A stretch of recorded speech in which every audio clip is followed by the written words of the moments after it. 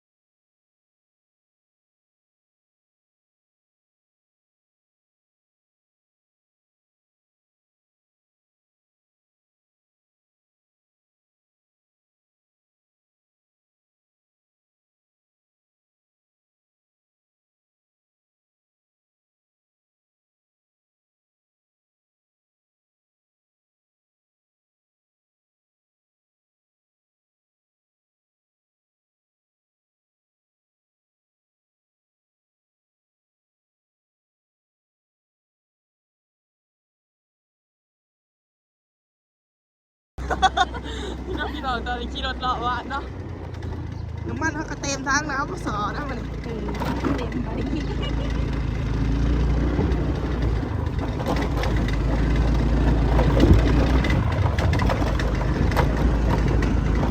โอ้น้องกูจะมากินกุ้งอยู่น้องเลยอ่ะ อย่าทะเลนี่บอกกันดีๆสอนกันแล้วก็เฮ็ดเพื่อนกัน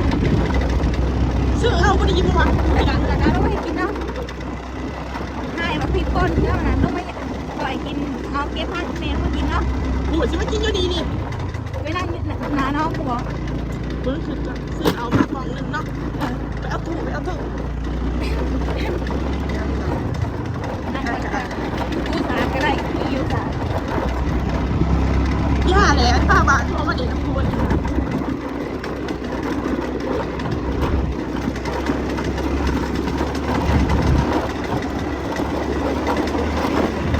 โอ้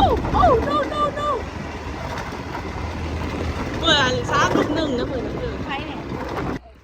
ย พี่น้องตอนนี้ก็มาเด่นกับมาเห็นเขาจะวานแฮ่พี่น้องใช้ดาเวียปลาค่ะ ใครสิเอา โอ้นี่เนาะพี่น้องเลิกบ่เบียร์บ่นี่เบียร์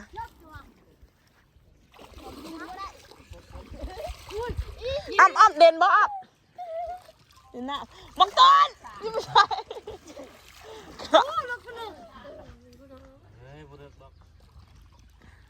นี่นะกีเบียร์กำลังเสียปลาขึ้นตอนนี้ เอาปดแห่ให้ก่อนปดโดนนี่ยังอยู่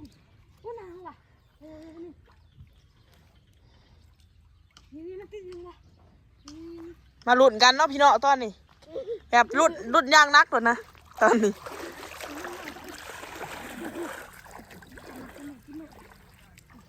ออกแล้วขึ้นจังซั่นที่เด้อ ไม่ใช่ให้เขามามึงเดี๋ยวบอกเลิกก่อน แหน่บ่มานจ้ะโอ้ยไอ้บอดนี่เน่โอ้ปลาดุกพี่น้อง เลยปลาดุกตัวหนึ่งบ้านมาเดียวก็ได้สับเนาะปลาดุกอันนี้ก็สิเป็นพ่อค้ากระแดมเฮาทงเงินก็สิอยากใหญ่แน่จักหน่อยพี่น้องมาบ้านมาเดียวกับมานจำเนาะไอ้บอด ฮักบ่เดี๋ยวมันปักมือ บ้านปลาดุกพี่น้อง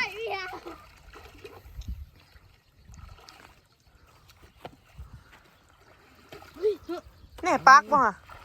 ฮักปากเฮ็ดเตะ นี่พี่น้องอันสิเป็นบรรยากาศไปอาบน้ำเมื่อกลับตอนนี้ไปพี่น้องเขาสิกลับกันเนาะน้องอ่ำไปหาน้องแก้วอยู่จักบ่อ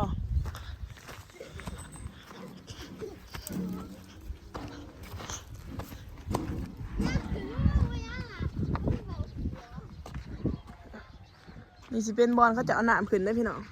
หมาทางแหงแค่พี่น้องตอนนี้ก็น้องตายสิเมื่อกันเด้อสำหรับคลิปนี้ก็สิโจเพียนสนิทพอกันใหม่คลิปหน้าฝากกดไลค์กดแชร์กดติดตามเพื่อเป็นกำลังใจให้ในเรื่องและที่สำคัญนะพี่น้อง